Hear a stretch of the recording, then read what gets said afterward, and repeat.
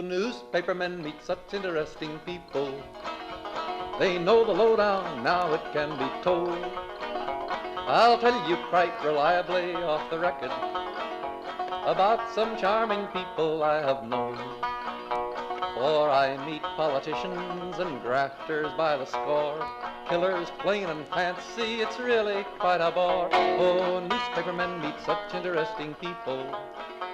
They wallow in corruption, crime and gore. Ting-a-ling-a-ling, city desk, full of press, extra, extra, read all about it, it's a mess, meets the test. Oh, newspapermen meet such interesting people.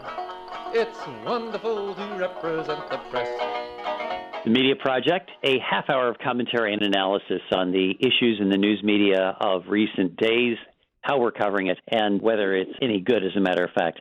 We welcome you to join us. My name is Rex Smith. I'm a longtime newspaper editor. Happy to be with you here with my colleagues, investigative journalist Rosemary Armao, Judy Patrick, another longtime newspaper editor now with the New York Press Association, and Dr. Alan Chartock, the CEO of Northeast Public Radio, professor, columnist, et cetera, et cetera, et cetera.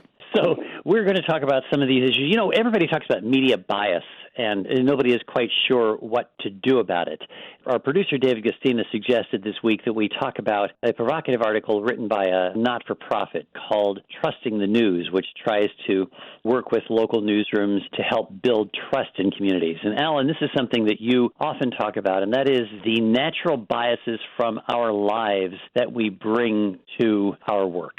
And her point is, the point of Joy Mayer, who runs Trusting the News, is that too often we ignore the experiences that influence our journalism, and we are in hiring, in staffing our newsrooms, and putting together our news reports. We live basically in a bubble. So how do we avoid that kind of a lack of diversity in the viewpoints of the people in the newsrooms? Any great ideas there? You know what? Darned if I know. I have no idea how you avoid it. People do have prejudices, and we can't ignore them. Obviously, there's a big difference between the editorial judgments of the New York Times and those of the New York Post.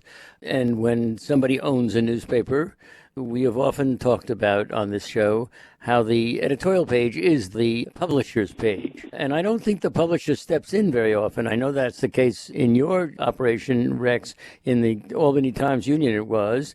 But when the publisher wants it, the publisher gets it.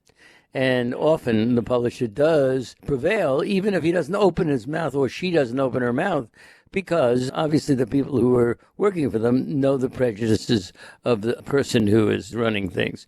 So that's the way it is. Judy, in your hiring, did you ever worry about the so-called blue bubble that most journalists do tend to be, say, more liberal, more Democrats than Republicans traditionally? Oh, you're worried about it all the time, and it's very difficult. And for decades, we've tried to deal with this. I think one of the reasons Joy Mayer, who has done a lot of work in the area of increasing trust in media, one of the reasons she's focusing on this is the fact that people won't trust the media if they feel that it's biased. And over the years, I've come to think that this is more than just personal bias. This is institutional bias. It's like newspapers will say, well, we don't do things like that, or we don't cover that, or deciding what we do cover. We focus on high school football. You know, there are certain things that, as an institution, that newspapers have always done, and it takes different voices to come into the newsroom to say, well, do we have to do that this year, or do we have to do it the same way? Do we have to cover the weather story? There's some very obvious biases, but there's also a whole gamut of subtle biases that really need to be addressed. It's a very complex problem.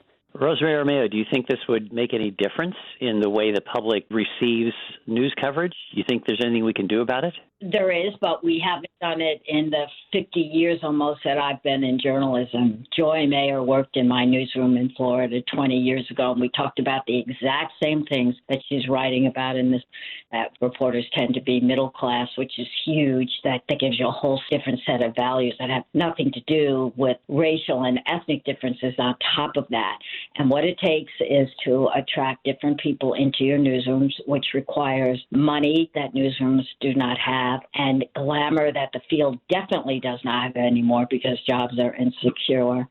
And then once you get them, once you attract different diverse people into your newsroom, you have to give them the freedom to do differently. And I have said this before. I'm sorry to be repeating myself, but these themes we talk about seem to be repeating. You bring in young Black and Latino reporters into an area that had only had white reporters, and they end up writing about boat ramps and town hall meetings where they're discussing taxes. The same thing that the white people wrote about because they're writing for editors that are white. To change this, as we have been told by experts like Joy for 50 years now, is attract more people and give them freedom and power in the newsroom.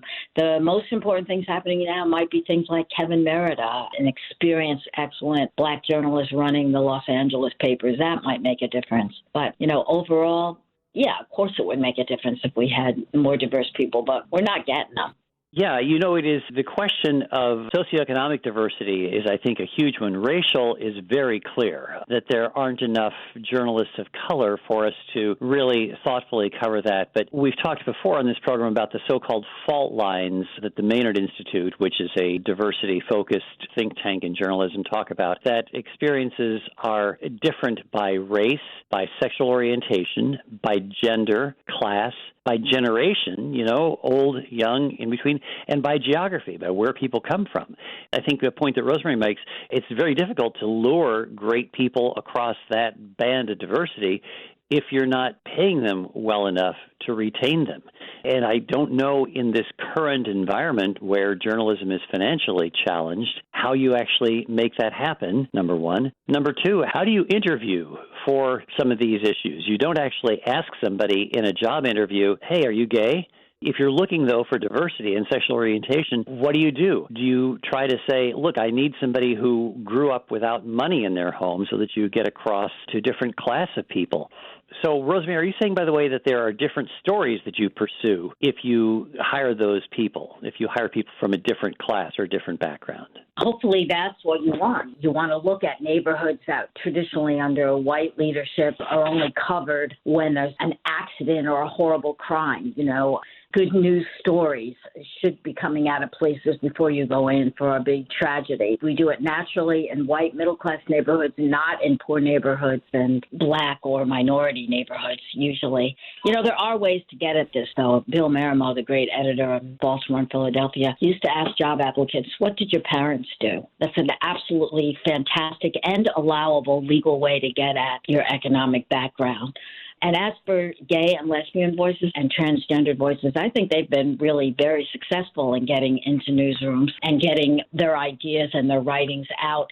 It's much harder to do the socioeconomic kind of differences, and racial differences are terrible because of money and lack of resources. Rosemary, why is it that you still have students in your classrooms assuming the sad state of contemporary journalism, as you put it? Because they don't want to do math. So they go through 4 years of college, and they're dealing in where they did well in high school. Very few of them, Alan, are interested in going into media. And the ones that are, even less of them are interested in going into news. They want to write, reviews and sports. Interesting.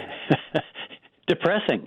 But I suppose that weeds out the people who you don't want to hire anyway. If they don't have a commitment to public affairs and to what's going on in their communities, you don't want to have them as journalists anyway. Let me just run this out to you, Rex. One of the best students I ever had at Albany actually got hired at the Times Union. Did very, very well. He was on the front page all the time, and after a few years, he said, nope, I don't want to do this, and left. And he's not in journalism anymore. He probably tried to get a job, where he could govern his time by himself a little bit better than a newsroom where you just never know when you're going to have to work, and two, where he's going to get paid better, right? Is that what drove him out, do you think? Right. Yeah. The job itself can be really rewarding, and that's one of the only things we have to offer is the fact that you can make a difference when you produce journalism. You can change people's lives. You can change how things operate in your community. That's one of the big things we have. The people that stick with it for years, this zest to do journalism, I think it has to be fostered. It's not something that people come about automatically. It's something we need to get at, at the high school level. One of the problems we have is the fact that if you grow up poor, you're less likely to go to college, and newspapers and all sorts of media companies are asking for a college degree. There was a time when you didn't need a college degree to go into journalism, and maybe we need to rethink that standard at this point. Well, let me put it this way. I think anything we can do to balance the newsroom is a great idea. And just because you went to college doesn't mean you're not smart. I know those of us who've taught, Rosemary, and I have, and you've been in my classroom enough times, we know that there are some very bright people. But the problem is the very newspapers and media are all looking for the same thing. They want to add balance. Now, if you're a black candidate and you have a chance to work at the New York Times or another great institution, are you more likely to come to a small newspaper somewhere, or you're more likely to go, A, where the money is, and B, where the prestige is? Absolutely. You lose great people all the time to bigger, better newsrooms.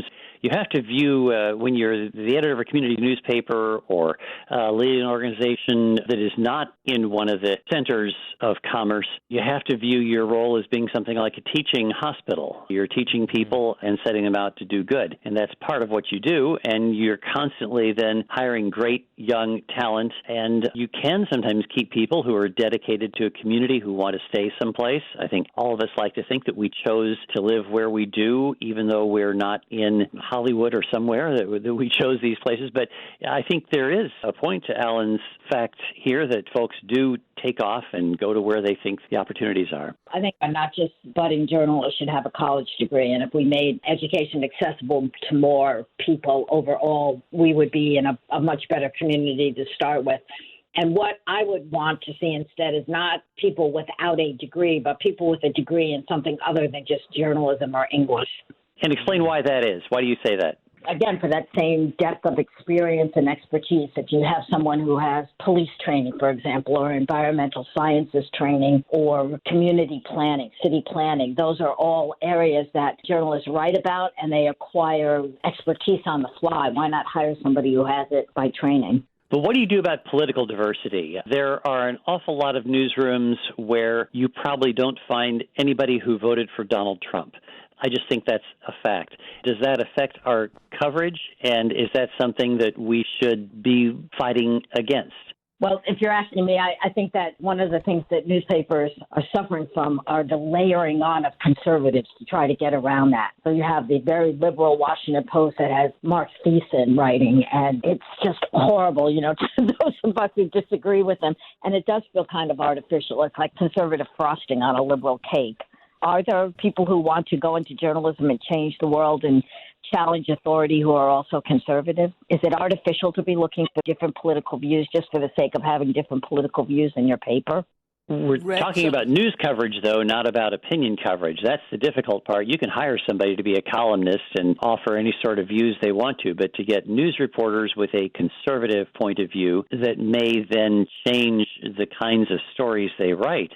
For example, our coverage tends to assume, I think, that we value the rights of all people regardless of sexual orientation. There are people on the right who will say, no, we still believe that homosexuality is a sin and news coverage should reflect the tragedy of gay rights in our society. Obviously, I don't embrace that point of view, but if I'm hiring somebody, should I be trying to find people who reflect that point of view, or people who are great opponents of Black Lives Matter? Should you be looking for that kind of right-wing bias in hiring reporters? Is that where this goes when you're trying to get diversity?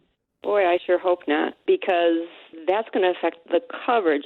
There's nothing like covering local news to make you understand political ideology, because at the local level, if someone's a Democrat or a Republican, often those values don't translate to, how much money they borrowed to buy a truck. But it's a good way to learn about basic political viewpoints, what unions are, what a public union is good for, what the divide over that, or the debate over, again, how much money to borrow or how much surplus to retain. Those are things that local reporters deal with a lot, but they do have to come around to cover contentious social issues. And, man, I want them going in, and I don't want them to be carrying any kind of bias. I want them just to cover it. This is the Media Project from Northeast Public Radio. That is Alan Chartock, Judy Patrick, whom you just heard, Rosemary Armao, and I'm Rex Smith. And if you want to share your views, media@wamc.org is our email address, and we're very happy to have you with us. You know, one of these topics that we often get into is the change in television news. We've been mostly talking about local news outlets, but when you look at national network news, there is a lot more, let's say, on-air editorializing, and there is criticism of that the networks, CNN and MSNBC, of course, there's a lot more opinion content that airs. Dr. Chartock, what do you think about that? Is this an issue that needs to be aired a little bit more? Is it something we ought to be concerned about? Well, I do think it's all about money. And I think CNN, which was more balanced in the old days, is now clearly where, in my opinion, they ought to be. And the news is basically being covered from a more progressive, liberal, or even left way of doing things. They think that that's the way to attract eyeballs, and they get it. To me, I'm attracted to CNN because I think they do a very good job, and I agree with what they have to say. Less so MSNBC, which is a little bit more over the top, although I do agree with a great deal of what they say. I virtually never watch Fox except when I mistakenly turn on the wrong channel. And I do think that that's where we are. It all has to do with attracting customers. Now, Fox does very well. Fox is one of the top networks in the country, and they get the kinds of conservative viewers that they want. And Rex, when I have a chance, I'd love to be able to talk about a slightly different story, and that is I read in a newspaper an editorial not that long ago which called for the Congress inserting money for newspapers into the new bills that are coming up to support the American people and saying, okay, let's give some money, some tax-free money to newspapers and to news media, and an editorial supporting that. Do you think that's kosher? You mean sort of like the Corporation for Public Broadcasting? No, not like that at all. The Corporation for Public Broadcasting is here right now. They give money, and there are those people who think they shouldn't. They give money and have all along to support public radio. But now we have newspapers calling for the support. And I know you've always been on the side that the government could do more. But here is a plea for government to do that and to insert into the various tax bills a way to help newspapers. I'm just wondering what everybody thinks about that. Alan, what I think you're talking about is this federal proposal for the Local Journalism Sustainability Act. And what it is not direct aid to newspapers, but what it would do is offer people tax credits. Or you could deduct the cost of your newspaper subscription on your federal income taxes. It also provides some tax credit for the money they spend advertising in their local newspaper or radio station or television station. So it's not direct tax dollars, although it's indirect tax dollars, but that is what the proposal is that's now before the Senate and the House. A different matter from giving grants to newspapers, Alan. It's not quite the way it sounds. I did not say grants to newspapers, Rex. But the fact of the matter is it's helpful. It helps the bottom line of not only newspapers, but perhaps broadcasting stations also. And I'm just wondering whether or not these media outlets who are going to be the beneficiaries, but who espouse it at the same time, are walking a dangerous line. I see what you're saying. Is it inappropriate for an editorial page to be speaking on these topics when the parent company could be getting some tax benefit from this, some financial benefit? That's always difficult. You know, there was a time when as I recall years ago, when the Times Union turned down retraining dollars that were available from the state labor department because of the perception that taking any money of any sort from the government directly conflicted with the editorial role of the newspaper. But, of course, news organizations, like other businesses, get benefits from government all the time. You get a tax abatement if you build your press somewhere, although nobody's building presses anymore. People. It's sort of impossible to avoid connections between government and the media. But I think you could look at it as saying, well, these are major institutions. There's all sorts of research about how communities fail more when they don't have local journalism outlets. The loss of local newsrooms or losses of local jobs, which are significant in outlying places. And now we have these news islands that we've talked about, news deserts, where there aren't any news organizations. And there's just no substitute for the loss of these local newsrooms. I think people are struggling to try to come up with a way that you can sustain local journalism at a time when local businesses, Main Street businesses, are going out of business, and those are the entities that have always supported those local enterprises. That's a very tough line. What would you do? In the spirit of the kind of right-wing leaning journalists that we've been sort of advocating hiring here, I would say they don't deserve support. They don't have public interest or desire for news anymore. So maybe why are they worth preserving? Why put tax dollars into them and not, say, railroads, which are the same sort of things? What about newspapers or local news is so special that they deserve this? Isn't this just a bunch of left-leaning journalists advocating for continuation of their dead industry? And then, of course, there is the question as to whether newspapers and others in media should ever get any money from the government because, as we all know, what they give, they can taketh away. And that is a dangerous place to be. Exactly. This we know, of course, to be true because of the public advertising that is required. Local governments have to advertise when they take action, let contracts and so on. And local governments often will put the threat of withdrawing all that advertising up as a factor if news coverage doesn't reflect favorably, in their view, on the town board or on some county agency. And we've all had that threat and run afoul of local governments who then say, well, we're going to then take away that advertising. It's an interesting dilemma. But you just look at the small newspapers that have vanished. You know, I think, for example, of the Glens Falls Post-Star, which is a wonderful community newspaper, has been traditionally over the years. Ken Tingley, who was the editor of that paper and retired last year, makes note of the fact that his newsroom, which once had about 36 people in it, was down to 8 people when he retired. And when he left as editor, he was not replaced. So you think about the loss of a voice as strong as that newspaper was, and the loss of that business in a community. The countless newspapers that have vanished in small communities to be replaced by maybe one reporter from a far distant place where once there were a half dozen. It does have an impact on a community when you don't have somebody covering the town board and the school board and so on. It's a great loss. So isn't there a public interest in helping to support that with tax policy or with some other entities? I think that some of this really deserves a second look, and there ought to be some attention to it. Yeah.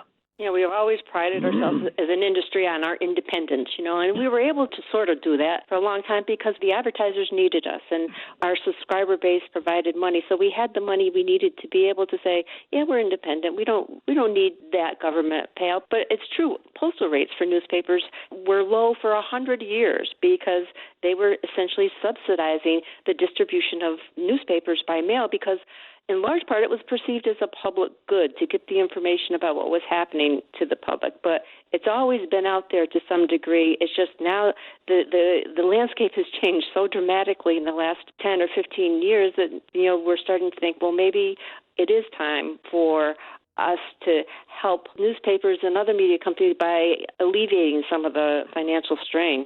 And yet I can't forget what Rex was referring to before. Actually, he was referring to his own newspaper, which had done a good job of covering the mayoralty in the mayor's job in Albany. And somebody got so ticked off, they took all the advertising out of the TU, the Times Union, and put it into the Tablet, which is a Catholic newspaper in the Jewish world of all places, and took it out. Now it's come back, I believe, Rex. But it's a pretty good example of how government, once it gives you something, can take it away. Absolutely right. And the publisher of the Times Union at the time, this is back in the 60s, took advantage of a favorable tax opportunity from the town of Colony and moved the newspaper out of downtown Albany. So The organization giveth and the organization taketh away, as you say, Alan. There are two hands that can play that game, and it can be pretty powerful. But the notion that businesses don't need local media anymore because you have digital advertising that is generally brokered by these giant concerns, Google, Facebook, and the like, now get 2/3 of all the advertising revenue in the United States. A lot of that revenue used to go to your local newspapers, and so that's why you don't have as many reporters. And Google now has this huge imprint, and you may ask, shouldn't there then be tax treatment that would take some of that money and redistribute it? Redistribution of wealth is, after all, what government's about these days, and maybe it ought to be done for the benefit of the information ecosystem in local communities. Well, all I know very quickly is that we do tend to follow the money now. I don't want to appear braggadocio, but our underwriting program, some people would call it advertising, but it's not, at WAMC, is doing extraordinarily well.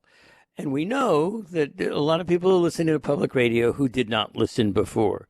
So to some degree, the underwriting purchases follow what people are listening to, don't they? Mm-hmm. To some degree, that is surely true.